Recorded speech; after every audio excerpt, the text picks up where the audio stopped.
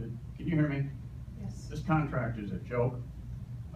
This co-counsel thing you talked about when you didn't fire Mr. Evers here, you should have went out and hired a guy right away. And he should have been a top flight instead of spending the $350 an hour on this Mr. Rupp today.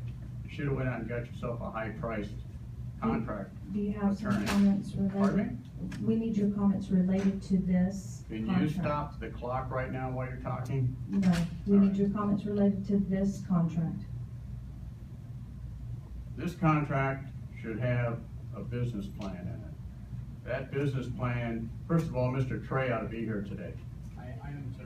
Okay, then he should come up here and talk about this contract. That contract should have, and I like this guy, and I like his company, and I like his spunk, and I like everything about that company. But this contract is not a contract, a business contract.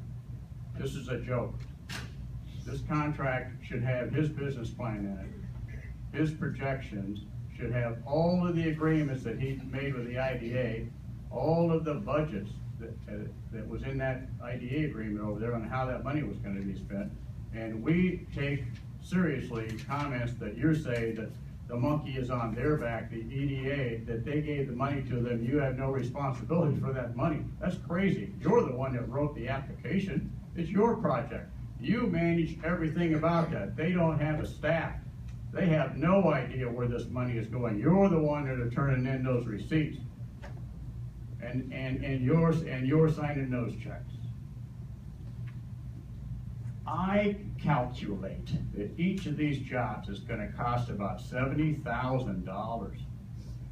About $70,000 per job. How are you coming up with that kind of stuff? You refer to an Exhibit B that I don't even know where that is. That last page there, nobody can understand that thing, that remuneration thing. No one explains none of that. We don't know if Trey has any skin in the game at all.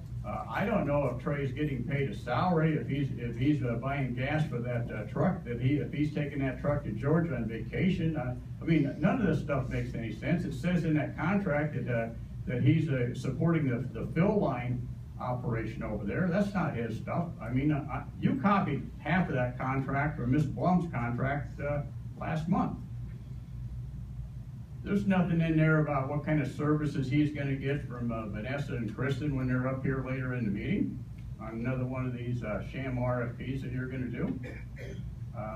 There's nothing in there about salary levels of these people that he's going to hire. I mean, why didn't you put in 1.1 times minimum wage so you can at least get the number up to 9.62 per hour like Ms. Blum has to pay her employees? Final comment, Mr. Coleman. There's nothing in there about the kind of revenue, break-even points, when he's going to leave the incubator. There's nothing in there if this is the last money he's ever going to get. I mean, this contract has nothing in it. Thank you. I mean, I would vote no. Thank you for your If comment. I were you, John, seriously. That means take your seat, Mr. Coleman.